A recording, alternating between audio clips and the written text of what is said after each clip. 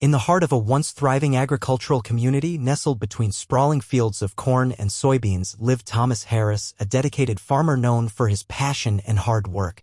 For over 2 decades, he had cultivated his land, nurturing the soil and contributing to the local economy. The rolling hills surrounding his homestead were more than just land, they were a testament to his family's legacy passed down through generations. Yet, as charming as it was, the harmony of rural life was about to face a storm. The mayor, Evelyn Grant, had recently announced plans to expand the town's industrial zone, citing economic growth and progress as her driving motives. Unfortunately for Thomas, his farm lay directly in the path of this ambitious project. Despite his pleas to preserve the land that had sustained him for so long, the mayor's decision was swift and eviction notice was delivered, leaving Thomas stunned and desperate. The reasons provided by Mayor Grant were steeped in bureaucratic language, the need for development, job creation, and modernization of infrastructure. However, for Thomas and many in the community, these justifications felt hollow. The mayor's determination to override years of tradition and hard labor for what many perceived as a short-sighted vision ignited a sense of betrayal among residents. As the sun dipped below the horizon on that fateful day, Thomas stood on his porch surveying his fields with a heavy heart, unaware that the coming week would bring an unexpected twist that would alter everything. The news of Thomas Harris's eviction spread like wildfire throughout the small community, igniting a firestorm of outrage among residents.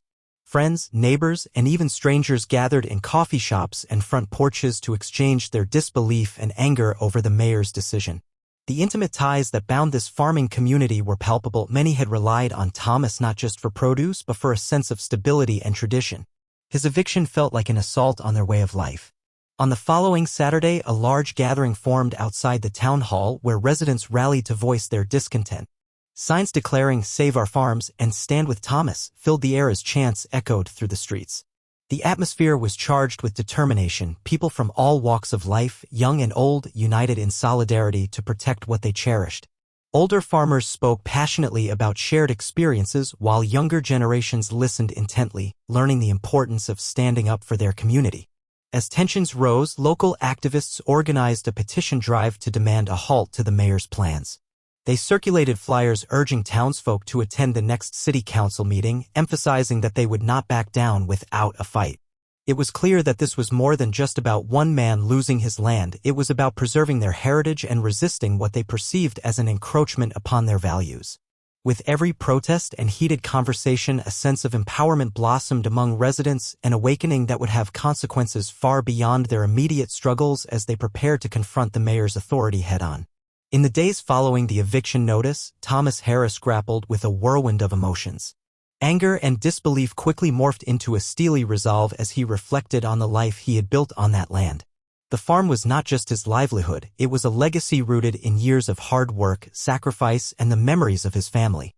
As he walked through the fields that had provided for him and his neighbors, an overwhelming sense of urgency took hold. He knew he had to act.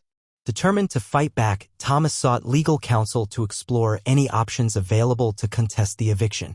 He met with an attorney who specialized in property rights, discussing potential avenues for appeal based on procedural missteps in the mayor's decision-making process.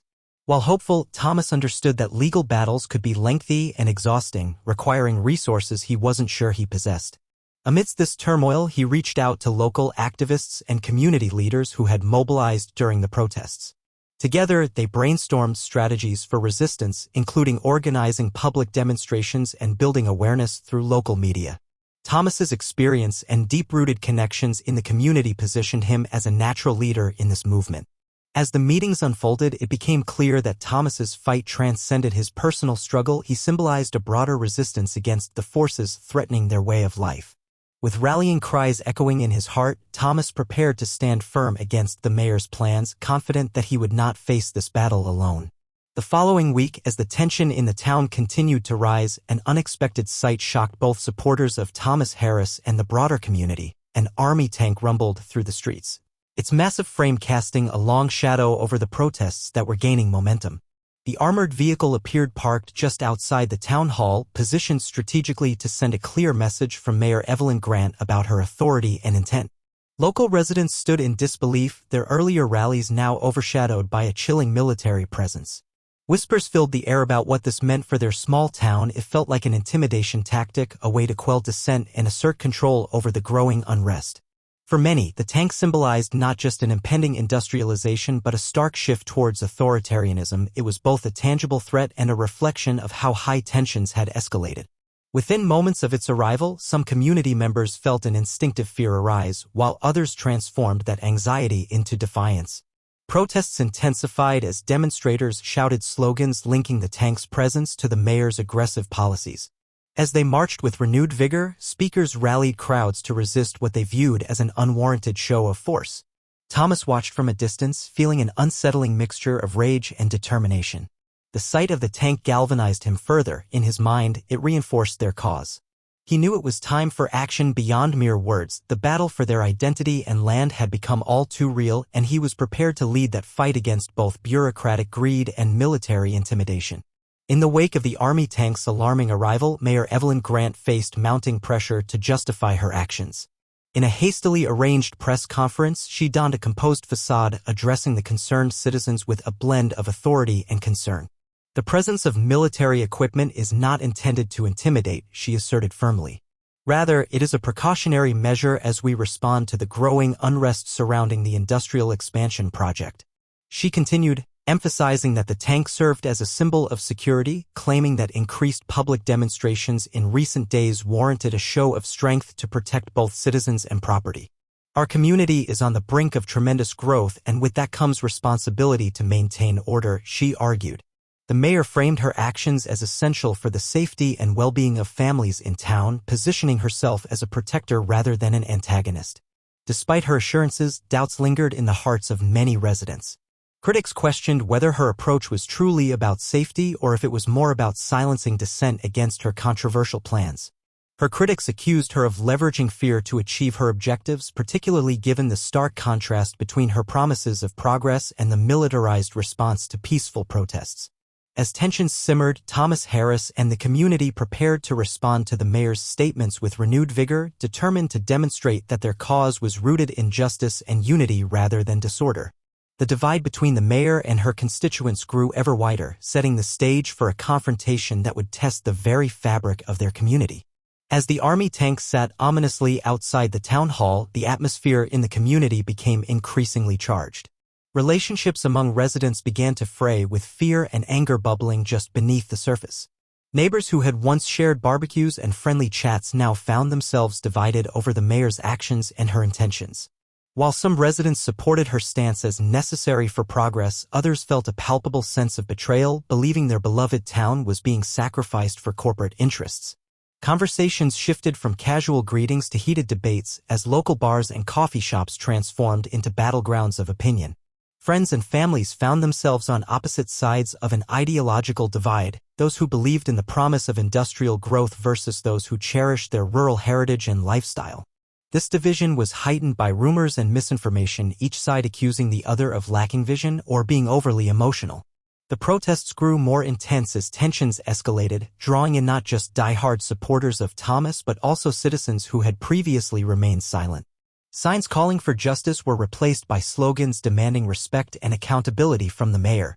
The tank had become a symbol of more than mere intimidation. It represented a stark choice between two futures, one dictated by power and profit, the other founded on community values and unity. As Thomas prepared for the upcoming city council meeting, he realized that the struggle was about reclaiming not only his farm but also restoring trust within a community that was quickly fracturing under pressure. In the face of adversity, both he and his supporters were determined to stand firm and fight for their collective identity against an increasingly authoritative regime. Amidst the turmoil and rising tensions, Thomas Harris made a resolute decision to stand his ground and reclaim his land. He recognized that simply relying on legal avenues might not be enough in the face of the mayor's aggressive tactics. As he gathered with fellow activists and community members, they brainstormed potential strategies to confront the looming threat head-on. One approach Thomas considered was organizing a series of peaceful sit-ins on his property, inviting supporters to join him in a show of solidarity. This would serve both as a powerful visual statement and a way to keep the issue in the public eye, drawing media attention to their plight. By transforming his farm into a symbol of resistance, he could rally more support from those who had previously felt powerless. Additionally, he explored legal options that could delay the eviction process. By filing for an injunction against the mayor's plans based on claims of improper procedure, he aimed to buy time. However, he understood that legal battles could drain resources and energy, so he also focused on grassroots mobilization. Engaging local farmers and small business owners who stood to lose from industrial expansion became crucial. Together, they could amplify their voices against the encroachment. Thomas also envisioned leveraging social media to share stories about the land's significance and its historical value to the community. Videos showcasing life on his farm, testimonials from local residents, and updates on the protests could galvanize wider support beyond their town. As he prepared for these initiatives, Thomas felt a renewed sense of purpose. The fight was no longer just about saving his farm, it had become about preserving their way of life for future generations. With determination ignited in him and his supporters, they were ready to face whatever challenges lay ahead. As tensions reached a boiling point, the confrontations between community members and government forces escalated dramatically. Thomas Harris organized a sit-in on his farm, inviting supporters to join him in defying the eviction notice.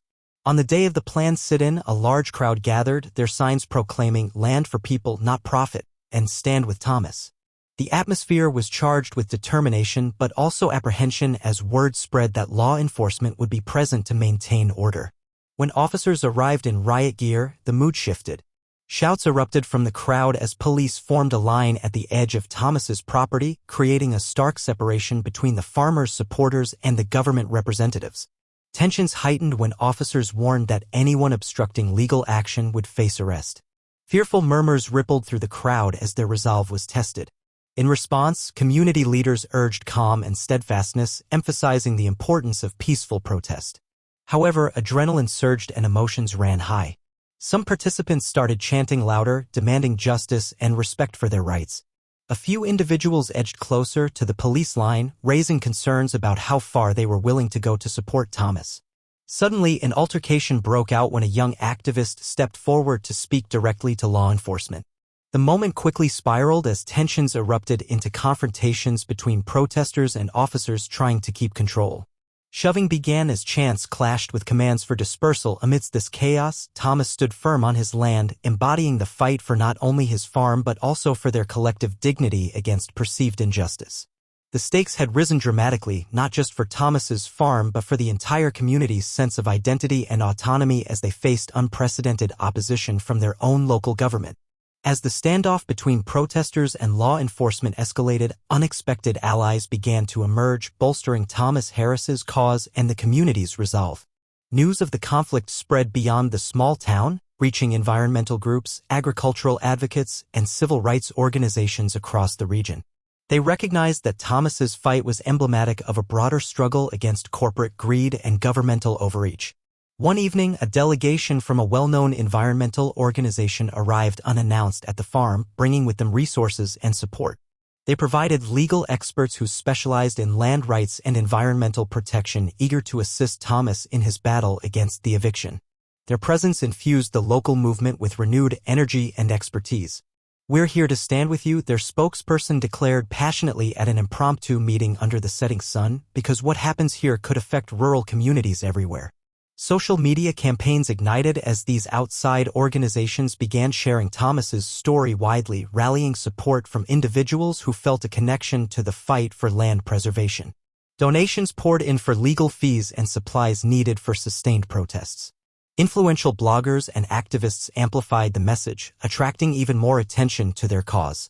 As additional supporters arrived from neighboring towns equipped with banners and chants, Thomas realized that this was no longer just his battle, it had transformed into a symbol of resistance for countless others confronting similar threats. The unexpected alliance not only strengthened their numbers but also reinforced a sense of unity that transcended their immediate struggles, igniting hope that they might change the course of their community's future together. The day of the town hall meeting arrived and the atmosphere buzzed with anticipation and tension. Community members filled the room, their faces a mix of determination and concern as they prepared to confront Mayor Evelyn Grant. As residents took their seats, the air crackled with energy, embodying a unified front against the mayor's perceived overreach. When the mayor stepped to the podium, she was met with an outpouring of frustration. Residents began voicing their concerns immediately, demanding accountability for the army tank's presence and questioning her motivations behind the industrial expansion project. "We didn't elect you to intimidate us," shouted an elderly farmer, his voice echoing through the hall. The crowd erupted in applause, rallying behind him as sentiments of betrayal and anger filled the space. Thomas Harris seized the moment, sharing his personal story about the land and its rich history within the community. His words resonated deeply, showcasing how vital it was for them to protect not just a farm but their heritage. His passionate plea emphasized that the struggle transcended individual loss; it represented the community's collective future. As more speakers stepped forward, a clear message emerged: unity was their strength. Residents from all walks of life stood together, reaffirming their commitment to resist any attempts to uproot their way of life. At one point, a young activist proposed organizing a larger rally in the town square to further amplify their demands for justice. The meeting ended with renewed hope and determination in their hearts. Together, they resolved to pressure Mayor Grant for transparent answers and to stand vigilant against any threats to their community's identity. With each voice raised, they solidified their stance: they would not back down without a fight. As the week unfolded, tensions reached a critical peak when an ominous showdown loomed between the community and Mayor Evelyn Grant's administration. Following the impassioned town hall meeting, emotions were still running high, and residents prepared for a large rally planned for Saturday to amplify their demands for transparency and an end to the intimidation tactics. On the day of the rally, word spread that law enforcement had mobilized additional officers and equipment, including more military vehicles, not just the tank that had become emblematic of their struggle. As residents gathered in the town square, clutching signs and chanting slogans of resistance, they quickly realized a significant confrontation was on the horizon. As Mayor Grant arrived at the rally to deliver an unscheduled response to mounting pressure, she was met with a sea of voices calling for her accountability. The atmosphere vibrated with energy. Thomas stepped forward to address the crowd, articulating their collective desire for justice and respect. Just as he began to speak, tensions boiled over when several protesters attempted to approach the mayor directly. Moments later, police officers surged toward the protesters in a coordinated effort to maintain control. Shouting erupted from both sides as fear morphed into anger, pushing the situation towards chaos. Thomas found himself caught in the frenzy, urging his supporters to remain peaceful as clashes ensued. The confrontation became increasingly heated. Amidst shoving and raised voices, Thomas stood firm at the forefront.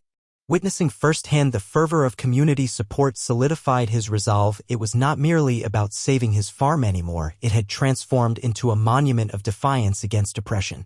This dramatic climax set in motion a pivotal shift in community dynamics, igniting their determination and forging unbreakable bonds among those fighting for their collective rights and future. In the aftermath of the rally and confrontation, various pathways for resolution began to emerge for Thomas Harris and the community. As tensions simmered, it became clear that the outcome of this struggle could unfold in multiple directions. One possibility was reconciliation. Recognizing the strength of community solidarity, some local leaders suggested a dialogue with Mayor Evelyn Grant to address their concerns directly. They hoped to negotiate terms that could lead to a compromise, perhaps allowing Thomas to keep his land while still paving a path for controlled development. However, another scenario loomed ominously. Further conflict could arise if the mayor remained obstinate and refused to engage in meaningful discussions. If pushed into a corner, the community might resort to more aggressive forms of protest or civil disobedience. The stakes were dangerously high. As law enforcement stepped up their presence, fears emerged that authorities might attempt to remove Thomas forcibly from his land, prompting calls for even larger demonstrations. As Thomas pondered his next moves, he found himself considering not just legal strategies but also ways to foster lasting change in local governance.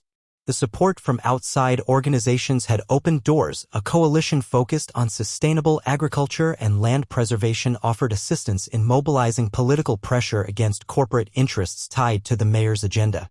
Each option held significant implications for both Thomas's future and the community's identity. Whether choosing negotiation or resistance, it became increasingly clear that their actions would define not only their current plight but would resonate far beyond their small town, serving as either an inspiration or a cautionary tale in struggles against authority elsewhere.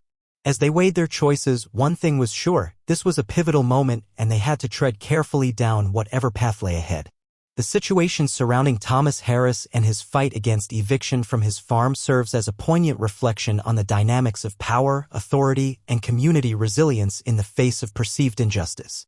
At its core, this struggle illustrates the clash between individual property rights and broader economic interests, often represented by government entities that prioritize development over the well-being of long-standing residents.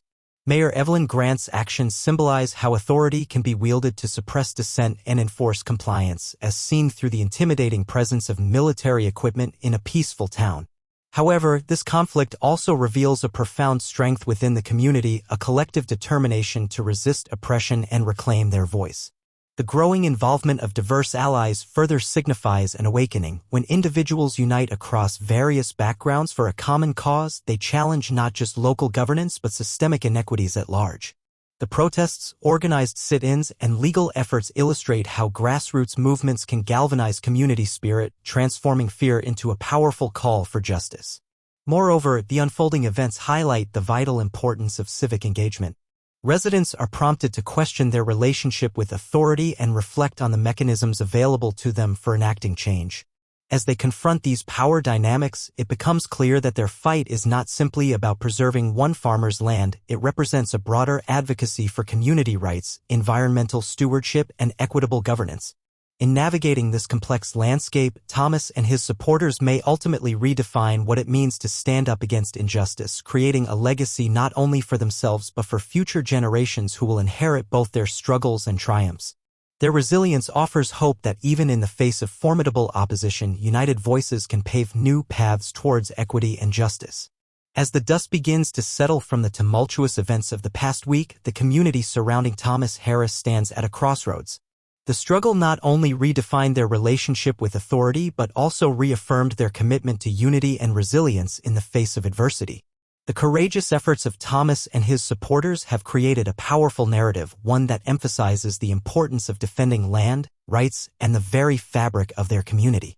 In the wake of heightened tension, it is crucial for residents to reflect on what they have learned. Local governance must be held accountable, and each voice matters. This commitment to civic engagement has initiated a broader awareness that can foster future collaboration between neighbors, community leaders, and those once seen as adversaries. As they move forward, the residents must capitalize on this newly formed solidarity to ensure that democratic processes are respected. The implications of this fight extend beyond Thomas's farm or even their town. They serve as a microcosm for similar conflicts everywhere. The strength derived from collective action can inspire other communities grappling with issues related to corporate overreach and governmental power.